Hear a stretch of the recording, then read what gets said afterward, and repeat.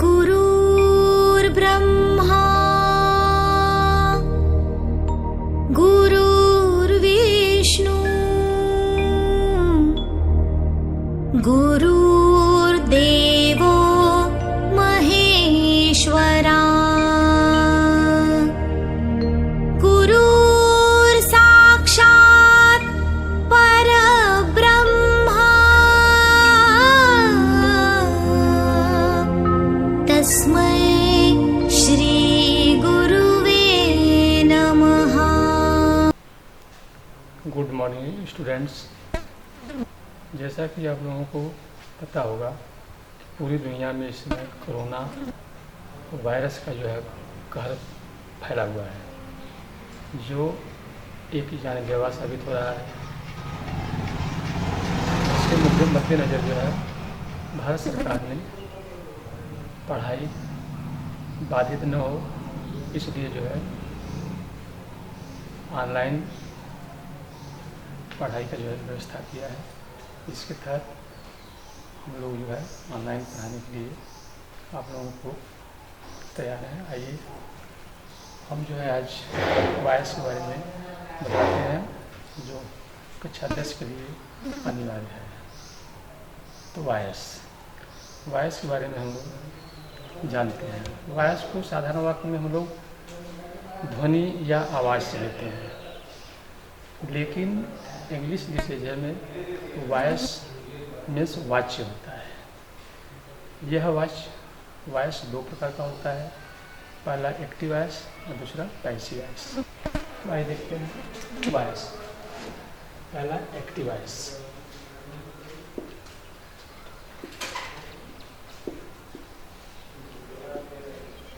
Active voice, इसको हम हिंदी में कहते हैं कर्ती वाच्य।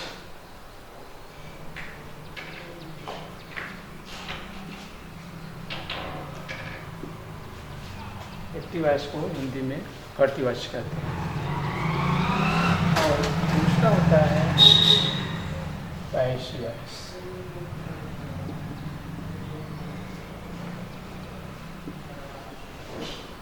पैसिव वॉइस, जिसको हम हिंदी में कर्मवाच्य कहते हैं।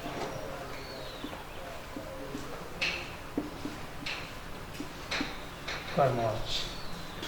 तो ये वॉइस के दो भेद में, पहला एक्टिव वॉइस और दूसरा पैसिव वॉइस। तो आइए हम समझते हैं एक्टिव वॉइस और पैसिव वॉइस का मतलब क्या होता है, अर्थ क्या होता है।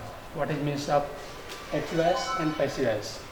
तो एक्टिव वॉइस, एक्टिव वॉइस में जो हमारा मेन कर्ता होता है उसकी प्रधानता होती है, और पैसिव वॉइस में जो है इसमें कर्म प्रधानता है। आइए हम उदाहरण के द्वारा देखते हैं।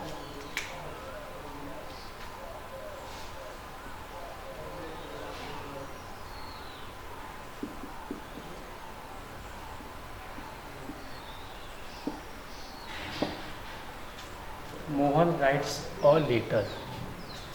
इसमें हम देखेंगे कि मोहन करता है, सब्जेक्ट है। इस वाक्य में मोहन सब्जेक्ट जो है प्रधान है और आपका ऑब्जेक्ट ये लेटर है। तो यह एक्टिव वॉइस है, जिसमें कर्ता मेन प्रधान होता है, और पैसिव वॉइस में जो है ऑब्जेक्ट प्रधान होता है। तो ये सब्जेक्ट हुआ आपका,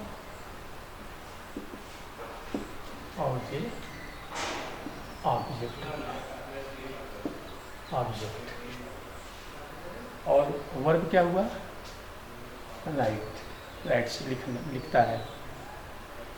तो किसी भी वाक्य में सब्जेक्ट वर्ब ऑब्जेक्ट मेन होता है। आइए देखते हैं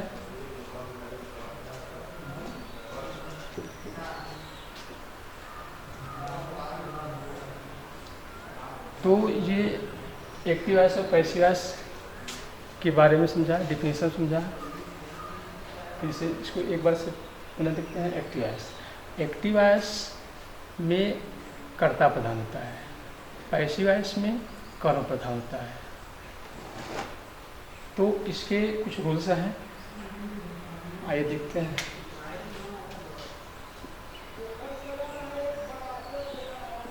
रूल नंबर 1, जब एक्टिव वॉइस से पैसिव वॉइस में हम चेंज करते हैं तो इसके कुछ महत्वपूर्ण रूल्स हैं। पहला है एक्टिव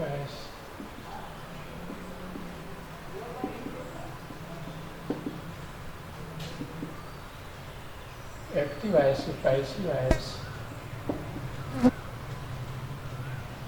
बनाते समय,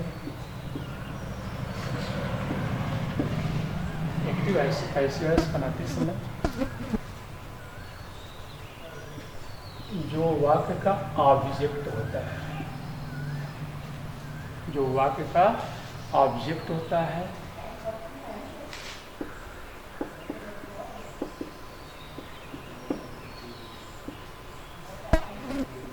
वह सब्जेक्ट यानी कर्ता, सब्जेक्ट अर्थात कर्ता का काम करता है।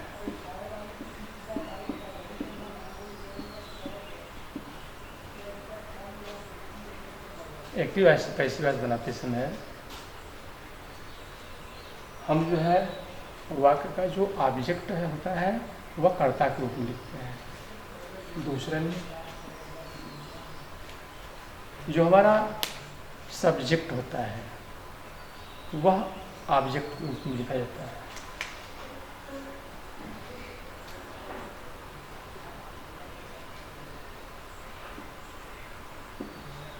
सब्जेक्ट को ऑब्जेक्ट के रूप में प्रयोग करते हैं।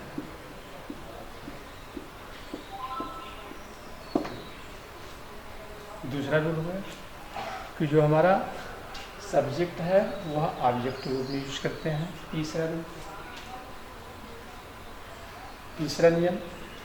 तीसरा नियम है कि जो हमारा वर्ब है, जो हमारा मेन वर्ब है उसका थर्ड फॉर्म लिखा जाता है। मेन वर्ब,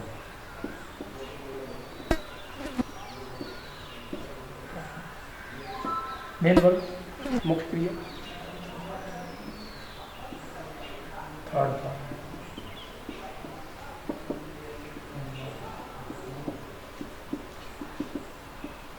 लिखा जाता है। तीसरे नियम हमेशा मेन वर्ब का थर्ड फॉर्म लिखते हैं। और चौथा महत्वपूर्ण नियम है कि जब हम सब्जेक्ट को ऑब्जेक्ट के रूप में रखते हैं तो उसके ठीक पहले बाई लगाते हैं। एक बार फिर सुनिए, जब हम सब्जेक्ट को ऑब्जेक्ट के रूप में प्रयोग करते हैं लास्ट में जाकर तो उसके ठीक पहले बाई का प्रयोग करते हैं। जो हमारा नया ऑब्जेक्ट बनेगा, सब्जेक्ट जो है वो नया ऑब्जेक्ट बनेगा तो उसको ठीक पहले बाई लगाते हैं। नए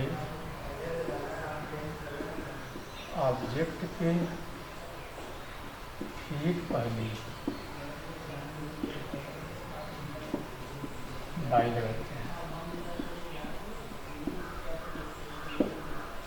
यही 4 मेन रूल्स हैं। इसी को ध्यान रखते हुए हम एक्टिव वॉइस से पैसिव वॉइस बनाते हैं। यह बहुत ही आसान है, बहुत ही आसान है। इसको हम एक टेबल के द्वारा जो है, टेबल चार्ट के द्वारा हम आपको किस प्रकार से किस टेंस में हम किस सहायक क्रिया को यूज करेंगे उसको देखते हैं ताकि आपको समझने में आसानी हो। मेरा तो इतना बच्चों समझ आया।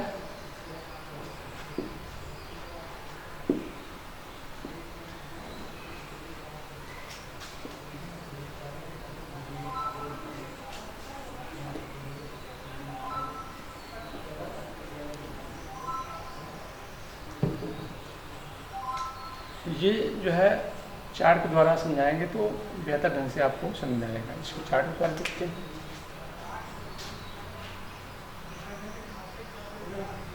चार्ट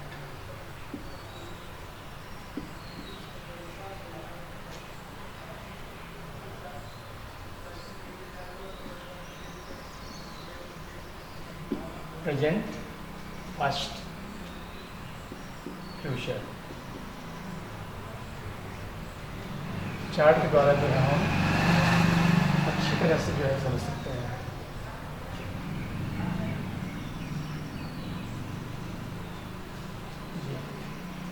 यहाँ इंडेफिनिट हो जाएगा। प्यारे बच्चों, यदि इस चार्ट को आपने अच्छी तरह से पढ़ लिया तो ऐसी कोई समस्या नहीं है जो इसको समझने में आपकी मदद न करेगी। इसको देखते हैं। Indefinite, continuous,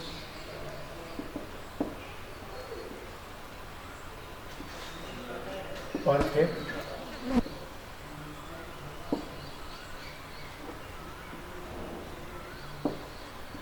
perfect, continuous.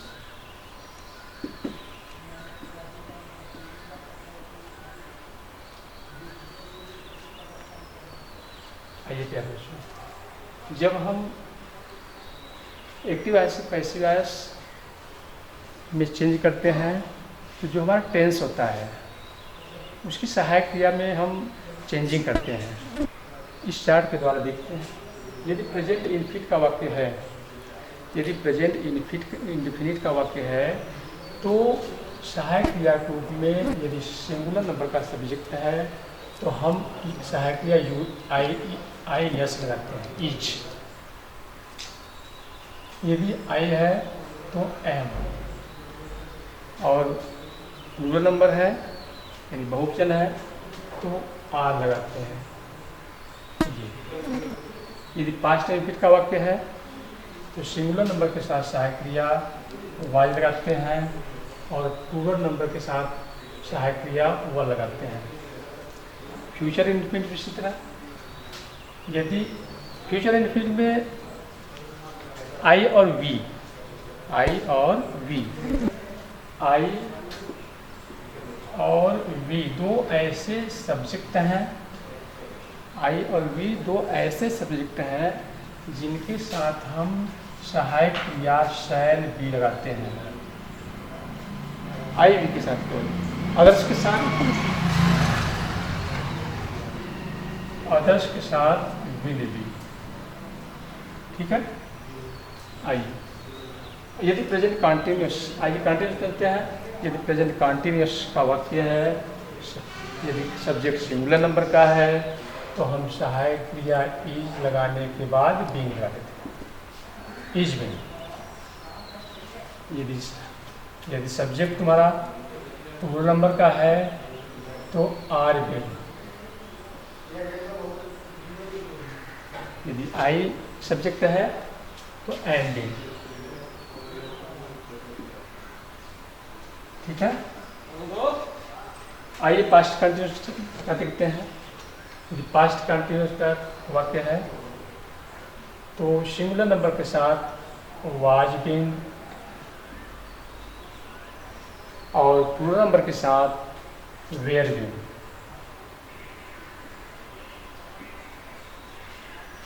और future continuous, future continuous tense में एक्टिव वॉइस से पैसिव वॉइस में परिवर्तन नहीं होता है।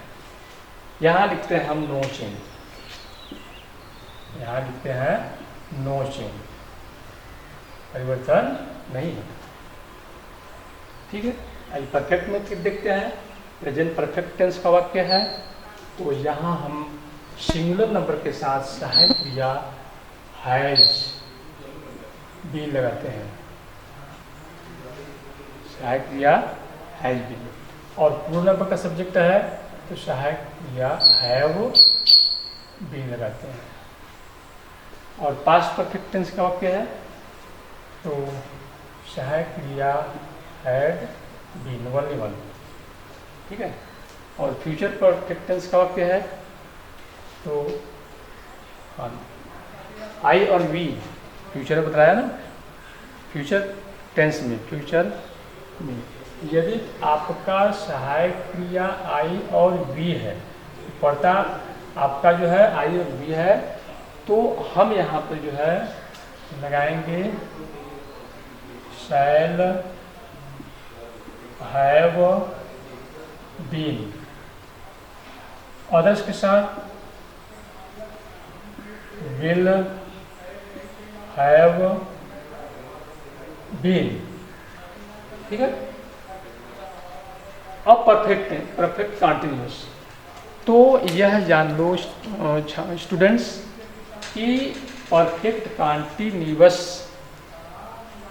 चाहे वो प्रेजेंट परफेक्ट कॉन्टिन्यूस हो, चाहे वो पास्ट परफेक्ट कॉन्टिन्यूस हो, चाहे वो फ्यूचर परफेक्ट कॉन्टिन्यूस हो, इसमें एक्टिव पैसिव बनाते समय कोई परिवर्तन नहीं होता है। यहाँ लिखते हैं नो चेंज, नो चेंज।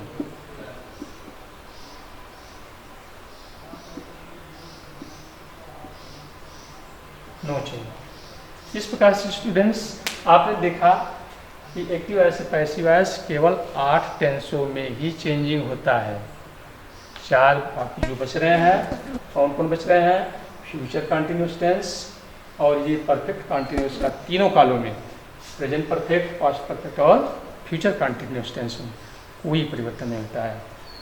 तो इसको अच्छी तरह से रीड कर लीजिए आप लोग, इसको उतार लीजिए। ठीक है, आगे चलते हैं। अब एक एक को स्टेप बाय स्टेप जो है बदलते चलते हैं। आइए देखते हैं। मिटा दी, देख लीजिए।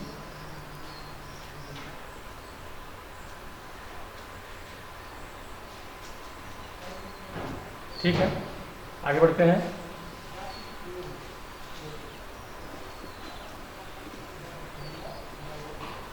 ये जो हमारा चार्ट है टेंस का, इसको अच्छी तरह से आप लोग लर्न कर लीजिए ताकि आपको जो है active voice passive voice change करते समय कोई असुविधा न हो, आसानी से वो हाल चालू कर सकते हैं। आइए पहले हम एक एक टेंस का देखते हैं, प्रेजेंट इंडेफिनिट टेंस का। तो प्रेजेंट इंडेफिनिट टेंस का एक वाक्य देखते हैं।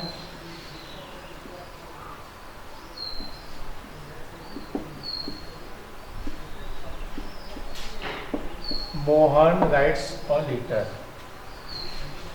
Mohan writes a letter. अब सब्जेक्ट सिंगुलर नंबर सब्जेक्ट है, वर्ब के फर्स्ट फॉर्म में यस या ईएस लगाता है। ठीक है, पहचान कर लीजिए।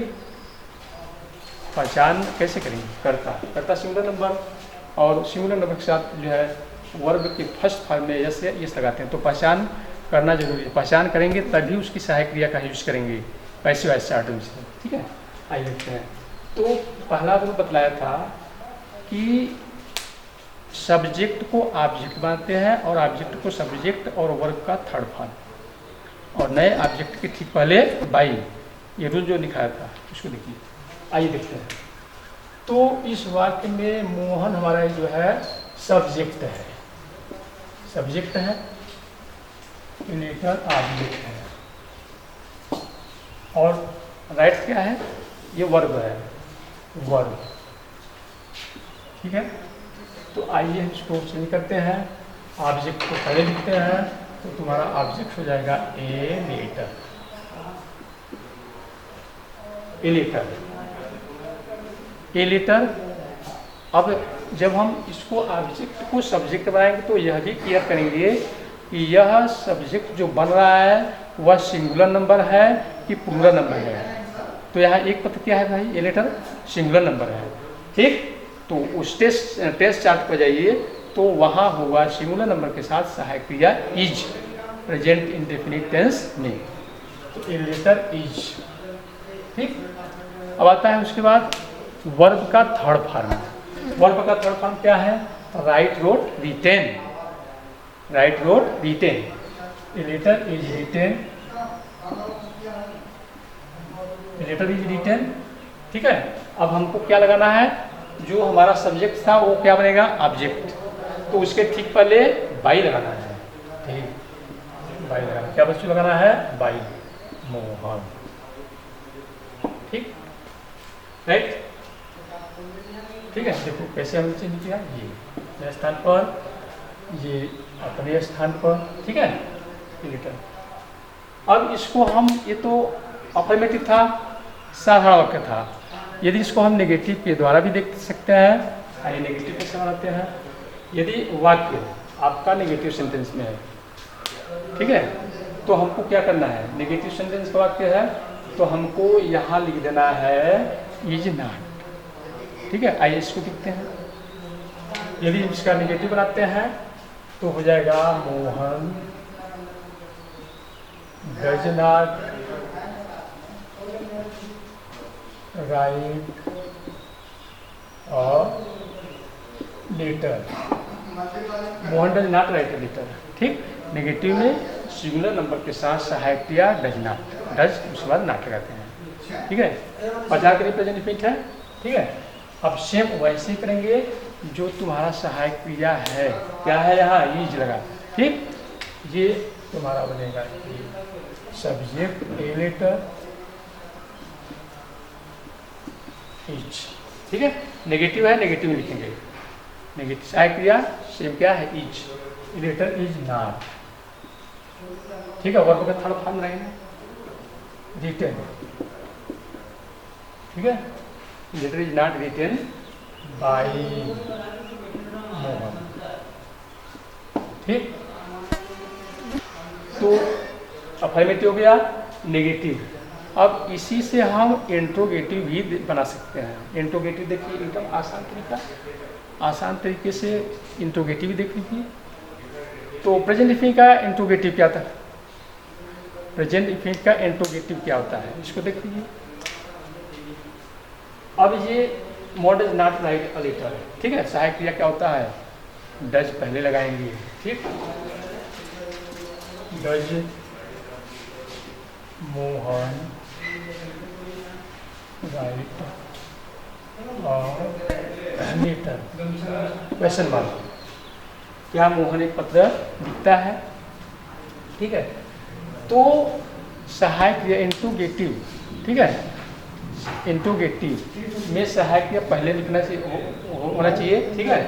तो आपका ये ऑब्जेक्ट हो सब्जेक्ट बनेगा, लेकिन इंट्रोगेटिव बना रहे हैं तो हम सहायक क्रिया क्या करेंगे, पहले लिखेंगे इज, क्या हो जाएगा आपका इज, ठीक है।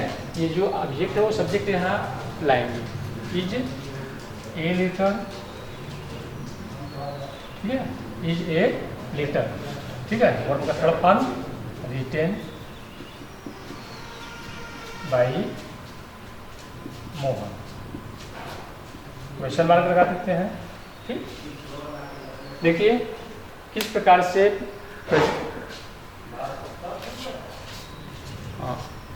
किस प्रकार से प्रेजेंट इंफिनिट को हमने एक्टिव वॉइस से पैसिव वॉइस में जो है चेंज किया, अफर्मेटिव में, नेगेटिव में और इंट्रोगेटिव में।